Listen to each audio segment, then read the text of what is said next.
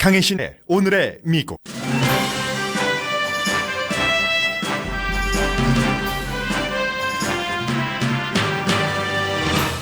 트럼프 대통령의 북한에 대한 전쟁과도 같은 발언에 북한 지도자 김정은 대리인은 넌센스라고 답합니다. 이어 미국령 괌의 코앞에서 미사일을 터뜨린다는 계획을 발표하고 평양에서는 미국인이 상상할 수 없는 규모의 시위를 했습니다. 이후 트럼프 대통령의 입장은 불과 분노의 대가 트윗대와 변함이 없다고 백악관이 밝혔습니다. 미국 방송과 신문은 전례 없이 북한 핵 이슈를 방대한 양과 깊이 있는 심층 보도로 이어갑니다. 팍스뉴스 커멘테이터는 북한의 핵탄두 소형화는 얼마 전 내린 결론이 아니라 오바마 전 대통령도 이미 알고 있었다면서 아무 일도 안 한 오바마 대통령을 비난합니다. 수잔 라이스 전 국가안보국장은 북한 핵 문제를 풀기에 너무 늦지 않았다고 말합니다. 결국엔 오직 대통령만이 미래와 인류를 위한 역사적 감각을 발휘할 수 있는 인물이라는 기고문이 워싱턴 포스트에 실렸습니다. 쿠바 사태를 예로 든 글입니다. 쿠바 주재 미국 외교관들이 지난해 이름 모를 병에 걸려 귀국했고 미국은 그 일로 쿠바 외교관들을 추방했습니다. 미국 외교관들이 아팠던 것은 쿠바 모르게 제3국이 심어놓은 병 때문이라는 분석이 나옵니다. 구글 남자 직원이 테크놀로지 회사에 여자가 적은 것은 유전자 때문이라는 글을 쓴 뒤 성차별이라는 이슈로 해고당했습니다. 해고당한 직원 주장이 옳다는 주장도 많습니다. 월마트가 개학을 맞아 홍보한 상품이 논쟁입니다. 문제의 광고는 마치 총기류를 대대적으로 홍보하는 듯 보입니다. 여러분 안녕하십니까? 오늘의 미국 강혜신입니다. 저는 오늘 미국 신문을 보면서 깜짝 놀랐습니다. 미국 신문은 제가 새벽에 출근하기 전에 밤에 이제 이미 동부와 서부는 3시간 차이가 있기 때문에 잠자기 전에 신문을 대강은 이제 보고 잡니다. 그리고 이제 서부에서 발행되는 신문의 경우는 이제 아침이 돼야지만 인터넷 그냥 편집이 완전히 되지 않는 것은 있지만 신문판으로 요즘은 많이 나오잖아요. 인터넷에서도 착착 한국일보도 여러분들 보실 때 넘겨지는 소리까지 감각까지 느끼면서 보실 수 있는데 요즘 미국 신문들도 그렇죠. 그래서 밤에 보는데 너무 깜짝 놀랐습니다. 도대체 그대로 전해드리겠습니다. 오늘 로스앤젤레스 타임즈를 받아보신 분이라면 일면 신문에는 3분의 2가 북한 핵 관련 뉴스입니다.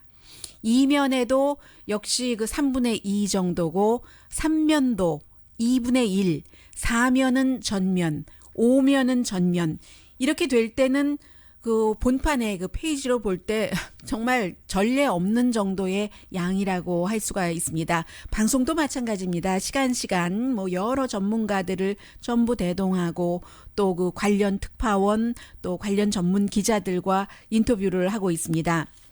뉴욕타임즈도 마찬가지입니다. 일면을 보면은 반 정도는 이제 북한에서 있었던 시위와 함께 여러 가지 2가지 기사를 실었고 국제면의 기사는 모두 11가지 국제면이 이제 신문으로 여러 면이니까요. 11가지 기사 가운데 5개가 북한 관련 기사입니다. 게다 대고 사설 있죠. 어피니언란의 수잔 라이스 전 국가안보 보좌관이 쓴 글 있죠. 게다 대고 또 독자들이 보내는 레터에도 트럼프 대통령이 얘기한 불과 분노라는 그 발언에 대한 사람들의 의견이 실렸습니다. 워싱턴 포스트입니다. 일면에 많은 양 가운데 역시 워싱턴 포스트도 북한 관련 기사가 많고 전체적으로 굉장히 많습니다. 아무튼 그리고 트럼프 대통령이 한 말 핵 파워 전 오바마 대통령 보좌관들의 반응 또 역시 어피니언란에도 쿠바 미사일 사태에서 배우기 이런 글이 실렸습니다. 월스트리트저널도 일면에 기사 2개가 북한 관련이고 사설에서도 역시 북한 관련 내용을 다루고 있습니다. 이렇게나 방대한 양이기 때문에 저도 당연히 다 읽어보지 못했습니다. 저는 이제 여러 이슈를 다루면서 한두 가지 이슈를 여러분들께 자세히 전해드리니까 대강만 보더라도 충분히 볼 수 있거든요. 오늘은 제가 정말로 다 커버할 수 없는 그 정도 입장이었습니다. 뿐만이 아니라 지금 뭐 CNN 방송, 팍스 뉴스, CNN 웹사이트, 팍스 웹사이트 모든 미국 언론은 어떻게 될 것인가? 과연 미국이 북한을 공격할 것인가? 북한이 미국을 공격할 것인가? 이 문제에 많은 사람들이 그 관심을 갖고 있습니다. 미국뿐만이 아니라요. 북한도 마찬가지입니다. 한국에서 이 방송을 듣고 계시는 분들께서는 이제 한국에서 그 차단됐기 때문에 뭐 북한의 노동신문이라든가 뭐 우리 민족끼리 중앙통신 뭐 이런 그 북한 매체를 보실 수가 없습니다만 미국에서 살고 있는 저는 다 봅니다. 우리 민족끼리 웹사이트에 들어가면 뭐 노동신문, 중앙통신이 다 한꺼번에 이렇게 그 엮여져 있기 때문에 보는데 그 북한의 매체도 마찬가지입니다. 예를 들어서 조금만 불러드리자면 우리는 실제적 군사행동으로 미국에 엄중한 경고를 보낼 것이다. 조선인민군 전략군 사령관 김락겸 대장의 발표. 우리 공화국에 대한 미국의 분별 없는 전쟁 불사 광증은 아메리카 제국의 비극적 종말만을 불러오게 될 것이다. 조선인민군 총참모부 대변인 성명. 미국은 현 상황에서 극히 신중해야 하며 충돌을 유발할 수 있는 어떠한 군사적 행동도 특별히 삼가해야 한다. 조선인민군 전략군 대변인 성명. 정의의 힘으로 불법 무법의 제재 결의를 단호히 처할 것이다. 조선아시아태평양 평화위원회 대변인 성명. 뒤도 감당하지 못할 주제 넘은 망발을 죄처된 괴뢰 당국은 가장 참혹하고 처절한 대가를 치르게 될 것이다. 민족화해협의회 대변인 성명. 제가 지금 5가지를 불러드리는데 이렇게 오래 걸렸습니다. 온통 다 이제 그 북한과 미국과의 관련 내용입니다. 그리고 앞서 말씀드린 미국의 많은 신문, 뭐 방송도 마찬가지입니다만 전부 비슷한 사진을 싣고 있는데 1000만 심장이 어떻게 된 거죠? 1000만 심장이 불탄다. 조국 결사 수호의 맹세로 1000만 심장이 불탄다 하는 평양 뭐 북한 표현 그대로 하겠습니다. 평양시 군중 집회에서 이제 이런 큰 현수막이 보이고 현수막 주변에는 이제 동원된 사람들이겠죠. 당연히 그 빨간색 타이를 맨 남자들 그리고 소년 소녀들이 많이 모여 있습니다. 진짜 테스트는요. 지금 그 트럼프 대통령이 뭐 Fire and Fury로 이 북한이 어떤 행동을 하면은 뭐 그대로 그 대가를 치를 것이다라고 얘기를 했고 북한이 이제 그 발표를 했잖아요. 김정은은 직접 말하지 않습니다. 이제 김락겸 그 전략군 사령관이 불과 분노 그 발언 참 정말 넌센스라고 얘기를 하면서 도대체 그 이성이라고는 없는 그런 사람과 무슨 대화를 하겠는가. 골프장에서 있으면서 베케이션이 아니라고 하고 이 같은 비상사태를 해결하지 않고 골프나 친다. 이렇게 그 김락겸 그 전략군 사령관이 얘기를 하면서 구체적으로 이제 미국의 그 괌 가까이에 화성 12 중장거리 탄도미사일 4발을 이제 그쪽으로 떨어뜨린다는 얘기잖아요. 그래서 그 괌에 한 19마일에서 25마일 떨어진 곳까지 딱 떨어뜨린다는 겁니다. 그러면 뭐 30km 정도 되나요? 그래서 북한에서 발사했을 때 14분 만에 본인의 북한의 목적지에 도달을 한다 하는 내용이고 괌이야 지금 많은 사람들이 우리 그 다음 주에 그 무사하게 만납시다 이렇게 농담 삼아 얘기하는 사람들도 있고 굉장히 걱정하는 사람들도 있고 괌이야말로 이 나라에서 주도권이 저 나라로 넘어가고 뭐 여러 가지를 다 거친 그 작은 그 섬이잖아요.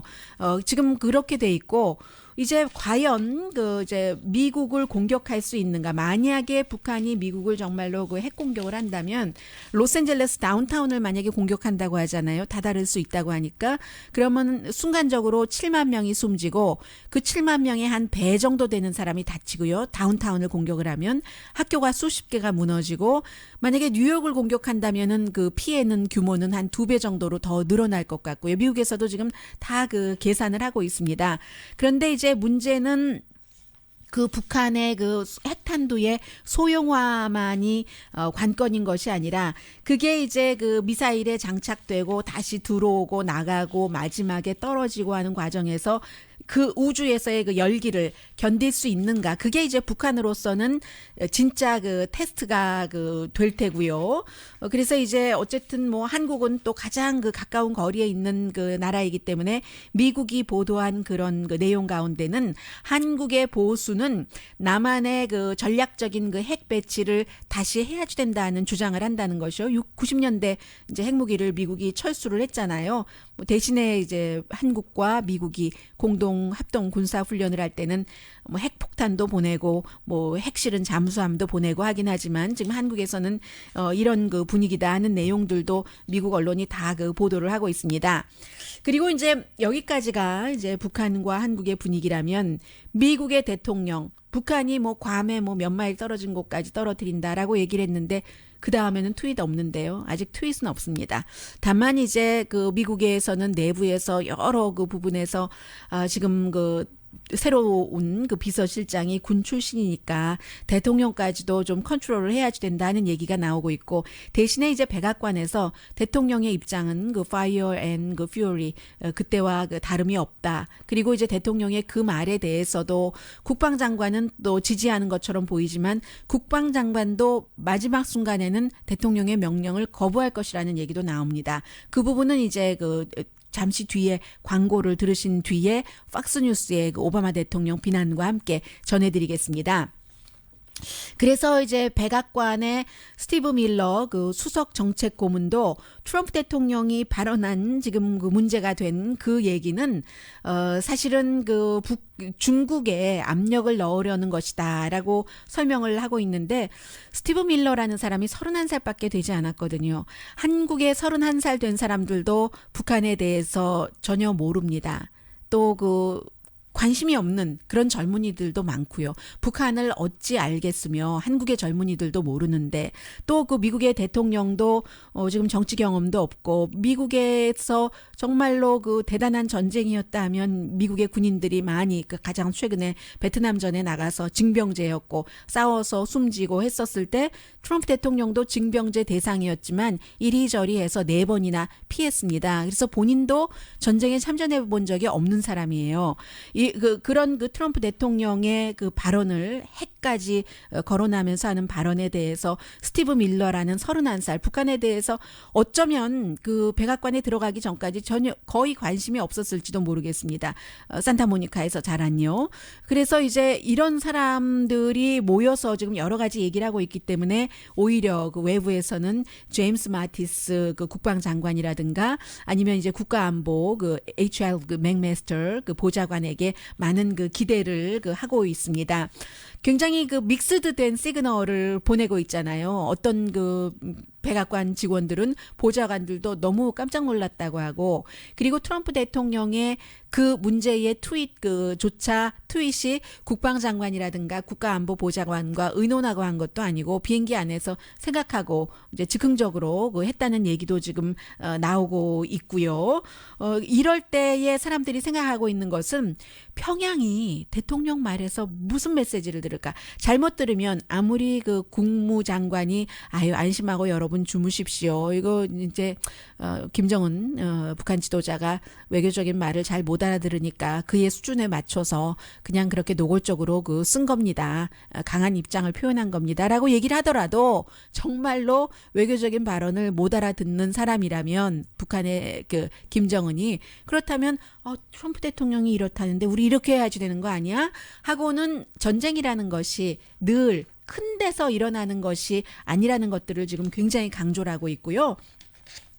수잔 라이스 2009년부터 2013년까지는 UN 대사를 지냈고 2013년부터 2017년까지는 국가안보 보좌관을 했기 때문에 누구보다도 북한 핵 문제에 대해서 잘 알고 있습니다. 많은 사람들이 이제 너무 늦은 것 아닌가라고 얘기를 하는데 너무 늦지 않았다고 얘기를 하니까요. 잠시 뒤에 좀 함께 전해드리는 게 좋겠습니다. 그리고 참 그 세월이 이상한 거예요. 세월이 이상한 게 아니라 시대의 흐름이라는 것에 당연함이라고 할까요? 1967년도에 미국이 그 31,225개의 핵탄두를 가지고 있었거든요. 그런데 지금 뭐 어떤 언론에선 6,800개, 어제 워싱턴 포스트였던가요? 그리고 오늘 그 뉴욕 타임스는 한 4,800개 정도로 보고 있는데 계산이 4,400개로 보는데 계산이 왜 이렇게 틀린지는 모르겠습니다만은 그리고도 그것도 배치된 것은 뭐 10,000개 조금 넘거든요. 그리고 앞으로는 뭐 10,000몇천 개로 미국과 그 구소련, 러시아가 줄인다는 거잖아요. 그것을 만드느라고 얼마나 많은 돈과 노력과 서로 눈치 보기, 비밀 유지 같은 것을 해서 몇만 개를 만들었던 것을 다 해놓고 보니까 결국은 차곡차곡 이것으로 해결이 안 되지. 줄인다는 거잖아요. 이게 탁 찰 때까지 차고 이거 왜 만들었지? 하고 줄이고 물론 전쟁 억제력, 전략적인 이런 것은 있습니다만 잠시 뒤에 그런 뭐 국가의 시스템이라고 할까요? 하는 내용 전해드리겠습니다.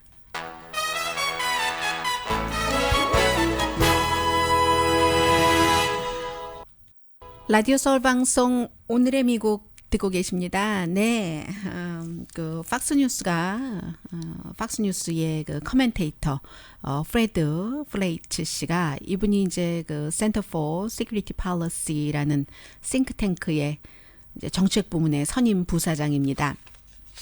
이렇게 그 주장을 했습니다. 오바마 행정부가 이미 그 북한이 핵탄두를 소형화한 것을 알았다는 겁니다. 2013년 4월 11일 뭐 며칠 전에 그 워싱턴 포스트에서 보도를 했잖아요. 그 당시에 그런데 2013년으로 거슬러 올라가면 하원 무기위원회 청문회에서 콜로라도가 지역구인 공화당의 그 정치인이요. 그 더그 램번 의원이 부주의하게 어떻게 말하다 보니까 청문회 하다 보면 뭐 질문하고 하는 과정에서 본인의 얘기가 들어가잖아요. 그때 비밀 정보의 문장을 인용을 의도한 게 아니라 비의도적으로 인용을 해버렸다는 겁니다. 국방부 그 정보국 어제 말씀드렸었던 그 부분에 대해서요. 그래서 그 당시에 이미 국방부의 그 정보국에서는 북한이 그 핵탄두를 소형화한 것을 완전하게 그 확신하진 않았지만 모더레이트하게 그 컨빅션이 있었다고 얘기를 했고 그때 이제 오바마의 국가정보국장은 아니다. 그런 우리 미국 정보 커뮤니티는 북한이 아직 그렇게까지 능력이 되지 않는다고 생각을 한다.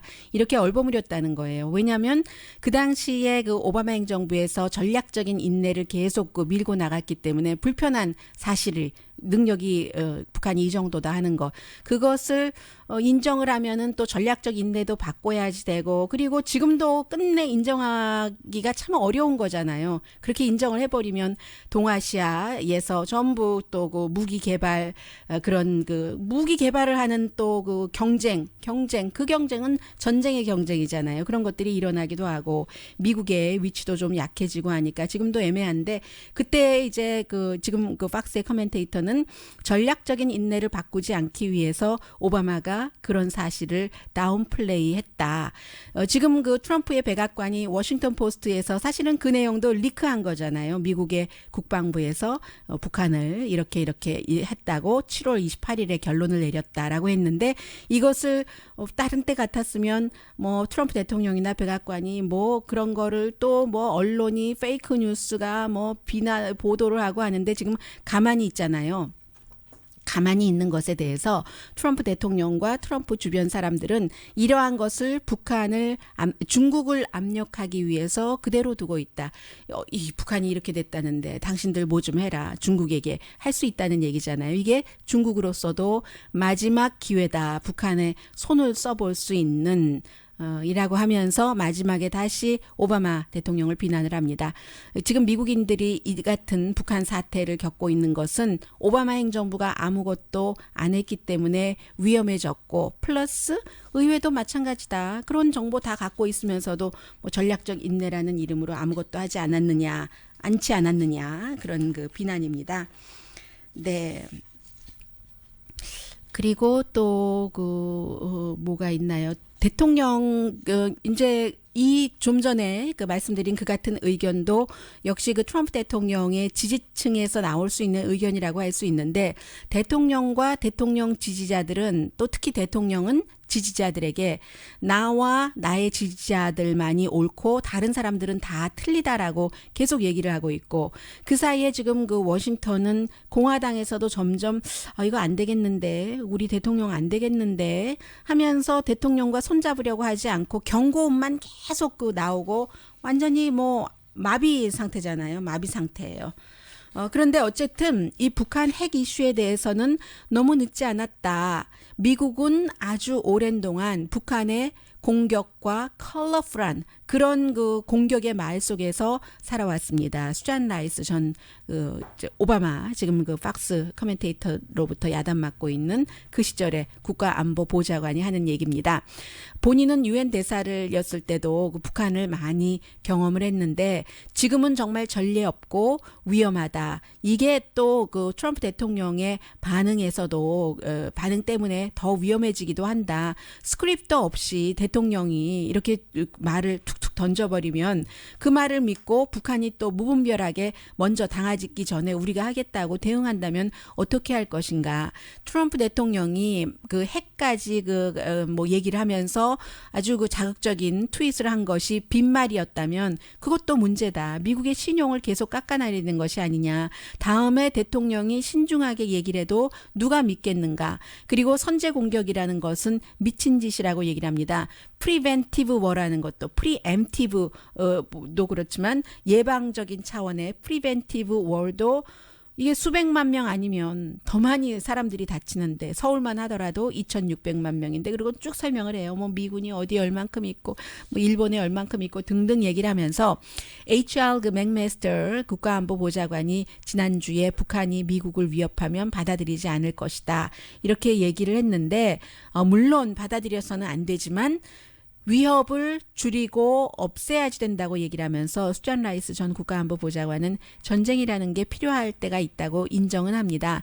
그 필요한 때라는 것은 극박하거나 우리와 미국과 미국 동맹국에 진짜 공격을 당했을 때 예방적인 차원에서의 전쟁은 필요하지 않다고 얘기를 하면서 우리가 지금 그 실용적이어야지 된다는 것을 강조를 하고 있죠.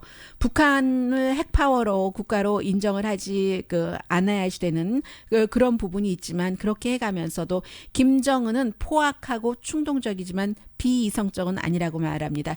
요즘 이런 것들이 북한을 좀 아는 사람들이 공통적으로 하고 있는 얘기예요. 그래서 이제 말조심을 해야지 되고 미사일 방어 시스템도 동시에 강화해야 하며 합리적이고 안정된 미국의 리더십이 이 사태를 전쟁이라는 사태를 얘기를 하는 거겠죠. 피할 수 있다고 말합니다. 물론 그 대통령이 핵단추를 누를 수가 있어요. 있는데 그 파워는 결국은 그게 지금 얘기를 한 것처럼 미국을 방어하기 위해서 미국을 해석의 차이가 있기는 있는데요. 미국을 방어하기 위해서 대통령이 먼저 그 공격을 할 수도 있습니다. 군통수권자가 왜 군통수권자겠어요. 지금 오늘 워싱턴 포스트 보니까 그 핵가방이 핵단추가 트럼프의 손에 달려 있다는 것을 다시 강조를 하면서 트럼프 대통령 그 취임했을 때 사람들이 처음에 그 위기의식을 느꼈을 때를 상기시키고 있는데 대통령이 전쟁을 다른 나라를 향해서 치를 때는 우리가 공격을 당하지 않았는데 공격당하기 전에도 다른 나라를 공격할 수 있는 권리가 대통령 혼자 의회의 지지 없이 있을 것인가? 뭐 이거 뭐 부시 대통령 시절 때 그 이후를 우리가 봤잖아요. 그래서 수잔 라이스는 그런 지적을 하고 있고요. 그리고 뭐 MBC 방송 등에서 미국은 뭐 여러 가지 뭐 북한을 어떻게 공격한다 하는 계획까지 다 세워놓고 있다고 보도를 하고 있는데 그게 뭐 새로운 내용이겠어요? 모든 한 5만 가지 삼라만상의 변화에도 대응하는 대응책이 있는 게 미국 아니겠어요? 더군다나 사람의 생명과 국방 또 국가의 그 존립에 관한 것인데 그래서 그게 새로울 것은 없는 것 같고요. 오히려 이제 이런 부분이요. 그 MSNBC의 분석가인데 제이콥스라고 전에 그 해병 대장을 했습니다. 어제 그 분명히 국방장관이 제임스 마티스가 이제 그 북한은 그 정권 파멸로 가는 길로 가지 않도록 행동을 스탑해야지 된다라고 얘기를 했잖아요. 지금까지는 그 국방장관이 조금 그 온건한 형태로 외교적인 그런 그 해법을 지지를 많이 했었거든요. 뭐 니키 헤일리 유엔 대사라든가 해서 헤일리 대사는 그 트럼프 대통령 트윗과 다른 말을 하기도 하고 시차도 맞추지도 못하고 뭐 그 제임스 또 이제 뭐 존 켈리도 마찬가지고요. 뭐 렉스 틸러슨 국무장관 당연하고요. 그런데 심지어 제임스 마티스가 어제 조금 그 강경하게 얘기는 했다 하더라도 북한을 핵 공격하라고 부시 대통령이 명령을 한다면 본인이 지금까지 알아온 미국 국방장관은 아마 그 명령을 거부할 것이다. 이것도 또 뭔가요? 상명하복이 아니네요. 반대하는 거네요. 그런 그 얘기까지 이게 뭐 이런 일까지 가지 않을 것이라고 많은 사람들이 생각을 하고 있습니다만 이 정도로 지금 위기 의식인 거죠. 그리고 이제 니키 헤일리나 제임스 마티스 국방장관, 존 켈리 비서실장, 맥메스터 국가안보보좌관, 렉스 틸러슨 국무장관 이런 사람들은 미국 그 여론도 좀 보고 생각하고 그리고 어떤 행동을 했었을 때 무슨 일이 일어날지를 충분히 그 계산을 하는 사람들이다. 이게 이제 MSNBC의 분석가 잭 제이콥스가 한 얘기입니다.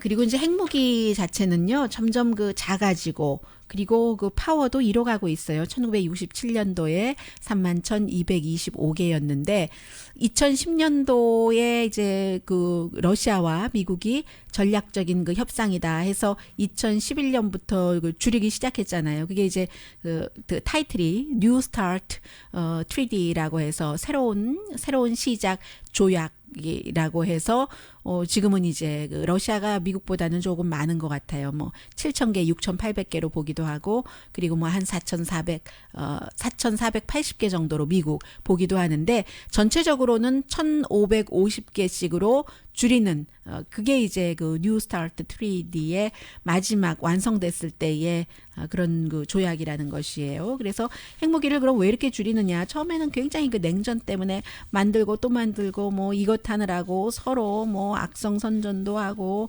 뭐 스파이 작업도 많이 하고 007 영화가 왜 이렇게 재밌어요? 그런 그 사실이 바탕이 되니까 그 영화는 그 시나리오인데 시나리오가 단단해서 너무 그 황당하지 않으니까 재밌는 거잖아요. 그런데 이렇게 많이 만들어 왔다는 것이 다 그 디터런스잖아요. 전쟁 억제용이라는 거. 누군가가 나를 그 공격하지 못하도록 그리고 위험이 정말 닥쳤을 때 그때만 사용하도록 하는 핵무기는 뭐 미리 가서 탁 써버리는 그런 그 공격용이 아니라 전쟁 억제용이라는 것을 다시 한번 뭐 이번 기회에 미국 사람들이 배우고 있는 거죠. 증권시장 많이 내려가고 있어요. 북한발 이런 위기가 미국에 영향을 미칩니다.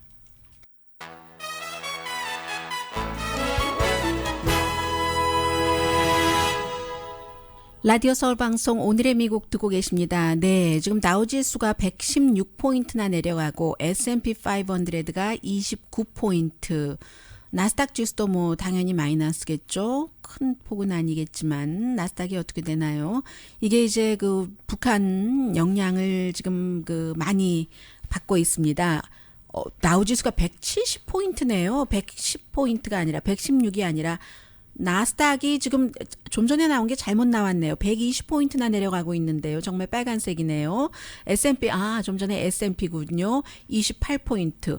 170, 120, 28포인트면 굉장히 그 최근 들어서 큰 폭으로 내려가는 겁니다. 오르는 것에만 많이 익숙해 있다가요. 일단은 그 트럼프 대통령의 불과 그 분노 발언이고 그리고는 이제 그 테크놀로지 업계에서 그 뭐 애플이라든가 또 그 아마존, 넷플릭스 별로 좋지 않았습니다. 그리고 테크놀로지가 아닌 그 다우에서는 골드만삭스 오늘 조금 내려갔습니다. 미국 개학이잖아요. 이제 백투스쿨을 맞아서 월마트에 혹시 가보신 분들 계세요? 월마트 그 스토어가 모든 스토어가 다 똑같이 데코레이션 하지는 않지만 백투스쿨 하면서 우리 그 school year 그 like a hero 하면서 뭐 영웅처럼 하고 크게 이제 뭔가 붙여놨어요. 위에다가 천정 가까이에 붙여놓고 그 아래 보니까 유리 케이스예요. 아주 길고 큰 유리 케이스고 그 안에는 긴 총이 뭐 10자루도 더 들어 있습니다. 장총이 착착착착 그 전시실처럼 마치 박물관에 꽂혀 있거든요. 그런데 그게 like a hero 하고 그 school 뭐 이렇게 back to school 뭐 글씨도 보이고 하니까 누군가가 사진을 찍어서 트위터에다가 올렸어요. 어느 지역에 그 월마트라고 하진 않았습니다만은 그래서 미국 언론들이 다 월마트에 전화를 했더니 월마트의 그 매니저조차도 도대체 정말 이상하다. 대변인이 그렇게 얘기를 하면서 우리 이거 좀 해피하지 않다 하고 얘기했는데 그럼에도 불구하고 월마트라는 곳이 이제 학생들도 많이 엄마 따라서 장 보러 가고 아주 그냥 자연스럽게 그 미국 사람들은 총에 익숙한 거죠. 말하자면 월마트에서 그 식품을 얼마나 많이 팔아요? 싸게. 그로서리 사러 갔다가 뭐 오다가다 총을 보니 처음에는 총 보면 무섭지만 나중에는 그 큰 그 장총을 봐도 하나도 안 무섭죠. 물론 뭐 와이오밍이라든가 특별한 주에서 뭐 동물들, 자연과 인간과의 생태계의 흐름에 따라서 사냥을 하고, 뭐 겨울에 그 무슨 뭐 사슴들이 먹을 풀이 없으면은 다 이제 이미 그 숨이 끊어질 수도 있고, 그런 때 이제 또 그 뭐 고기를 말려서 먹고 비프 터키를 하고, 다 이게 이제 괜히 나온 것이 아니잖아요. 여러 가지 그 문화와 관련된 것이잖아요. 그런 지역에서 사는 사람들에게는 그 총이 굉장히 일상적이고, 그리고 어렸을 때부터 그 관리하는 것을 잘 배우죠. 그러나 요즘은 그 도시까지 총이 푹푹 들어와서 사람들에게 일단 뭐 아무렇지도 않게 하는 느낌, 어린이들 백투스쿨을 맞아서 마치 총을 선전하는 것 같은 이런 일이 의도하지 않게 벌어지는 것이죠. 그리고 이 내용을 며칠 동안 못 전해드렸는데 사실은 이 부분을 저는 지금 많이 나오고 있는 뉴스와 반대적인 시각을 전해드리고 싶습니다. 구글에서 그 제임스 다모어라는 제법 맨 그 아래 계급 사람은 아닌 것 같아요. 남자입니다. 왜냐하면 테크놀로지 회사에 여자가 너무 없다 하니까 이 남자가 글쎄요 성병이라고 할까요? 아니면 메모라고 할까요? 하는 것을 썼는데 한마디로 테크놀로지 회사에서는 남자 대 여자 직원이 50%대 50%가 절대로 될 수가 없다. 유전자가 다르기 때문에 수학이나 엔지니어링이라든가 여기에 관심이 남자가 많을 수밖에 없다. 예전에 하버드 총장이 이 말에서 총장 자리 내려오고 했었던 거잖아요. 똑같은 거예요. 이런 것들이 나오고 나서 데니엘 브라운이라고 여자죠. 구글에 이제 새로 임명된 부사장이에요. 부사장도 뭐 여러 종류가 있는데 이 부사장은 뭐 인종 이런 관련 부사장이거든요. 도대체 잘못된 그 발언이다 해서 해고시켰어요. 이 남자를. 그랬더니 이 남자는 구글을 소송을 했잖아요.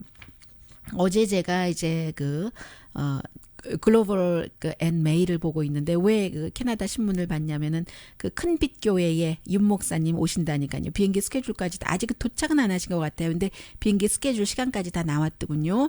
그래서 이제 그 캐나다의 그 반응 보고하느라고 그 신문을 봤는데 캐나다 The Global and 메일에 요크 유니버시티에서 그 이런 남녀의 차이 뭐 이런 것을 가르치는 드라 서라는 한국계 교수인 것 같아요. 쓴 글입니다. 해고당한 사람 주장이 맞다는 얘기예요. 여러 가지 그 연구 결과 같은 것을 다 얘기를 해서 특히 이제 테스토스테론이 지배라는데 어렸을 때부터 엄마 배에서 양수에서부터 클 때부터 이 테스토스테론이 많은 그런 아이는 여자 아이라도 부모가 아무리 그 뭐 인형 갖고 놀으라고 하고 하더라도 장난감 그 트럭을 짚는다던가 총을 짚는다던가 하는 것이 있고 그런 아이는 또 관련 업계에 나가서 일을 하게 되고 남자라 할지라도 테스토스테론이 적은 아이는 부모가 아무리 뭐라고 하더라도 인형 갖고 놀고 하면서 부드러운 인문계 계열에 가서 성공할 확률이 높다는 얘기예요. 그래서 이것을 뒤집는 연구 결과가 하나가 나오기는 했는데 몇 년 전에 그 연구 결과를 수많은 또 다른 연구 결과가 뒤집어 버렸다는 얘기죠. 그래서 이제 물론 그 생물학적으로 영향을 많이 받고 많은 사람들은 생물학적인 것도 태어난 것도 있지만 환경이 영향을 많이 준다고 하는데 환경의 영향과 교육이 사람을 조금 바꿔놓는 것도 있긴 있지만 그 폭과 태어난 것과는 태어날 때 그렇게 태어나는 것은 상당히 다르다. 근데 대체적으로 이제 남성 호르몬이니까요. 테스토스테론이 강하다 하는 얘기를 하고 있습니다. 그래서 지금까지도 그 스템이라는 그 과학과 사이언스와 테크놀로지는 뭐죠? 테크놀로지겠죠. 그리고 매스는 매스이고 E는 뭘까요? 스템 E, 엔지니어링 이런 분야에서 남자와 여자가 50%대 50%를 기대하는 것은 현실적이 아니다. 그리고 아마 이런 그 트렌드는 앞으로도 계속 이어질 것이다. 환경과 사회적인 것이 교육이 어느 정도 조금 바꿔놓을 수는 있지만 지내보면 내가 나를 못 바꾸잖아요. 어느 정도는 바꿀 수 있어요. 그런데 돌아가죠. 다 고무줄처럼 돌아가서 그래서 나중에는 오래 살다 보면 원래 내가 이렇게 생겼으니까 완전히 바꿀 생각은 하지 말고 바꾸기를 원하는 부분에서 조금 수정하는 것에 만족을 하자 하는 게 이 한국계 교수, 제가 얼굴도 봤어요. 한국계인 것 같습니다. 데흐라 서 교수의 주장이었습니다. 구글에 해고된 사람은 해고될 이유가 없었다는 얘기예요.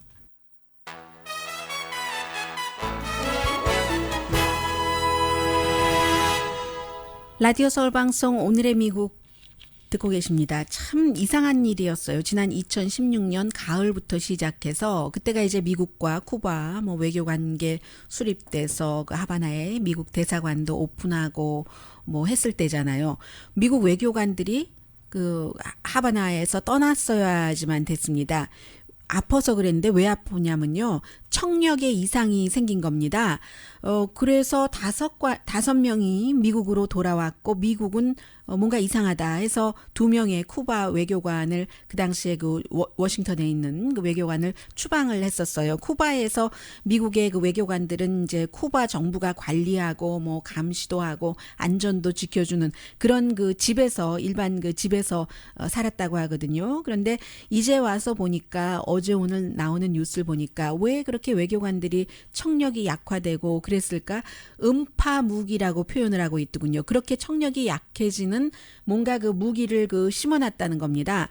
그런데 그것도 지금 보니까 쿠바가 꼭 그랬다기보다는 쿠바 몰래 러시아가 이제 미국 외교관들을 감시하기 위해서 심어놨을 수도 있다는 내용들 지금 이어지고 있고요.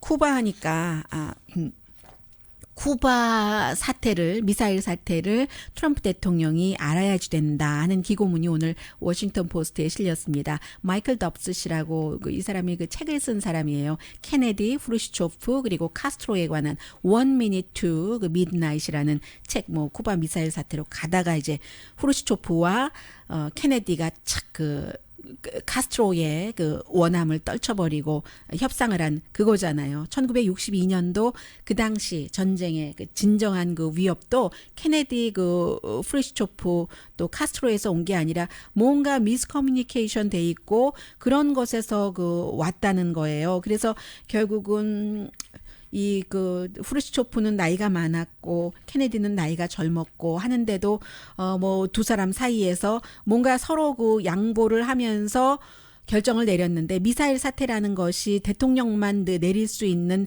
결정이 있기 때문에 존 F 케네디 대통령이 미국인의 미래와 인류를 결정할 그 역사의 감각을 그때 했다 이거예요. 62년이면은 핵 파워도 구소련에 비해서 미국이 훨씬 강했고요. 그런데 그 핵 파워로 구소련을 지구에서 없애버릴 수도 있는 정도의 슈퍼 파워였는데 계산을 해보니까 쿠바에 그 소련이 갖다 놓은 거로 미국을 공격을 하면은 60만 명이 미국이 그 숨질 수 있었다는 거거든요. 그때 이제 어떤 그 책을 읽고 있었는데 트럼프 이제 그 존 F 케네디가요. 왜 이렇게 또 시간이 다 지나가가지고 그 책을 보고는 이거 아니다. 아무리 그 적이지만 이렇게 해서 우리 너 죽고 나 죽자는 식은 절대로 되지 않는다. 해서 결국은 그 합리적으로 이 두 사람이 문제를 그 풀었다는 얘기거든요. 핵심 제대로 하나도 못 전해드려서 이런 날 너무 속상합니다. 그리고 이제 두 사람이 이렇게 그 대화를 할 수 있었던 이유도 제클린 케네디가 뭐 프루시초프에게 전에 손편지도 보내고 나중에도 손편지도 보내고 이런 모든 것들 항상 창구는 열려 있어야죠. 강혜신이었습니다.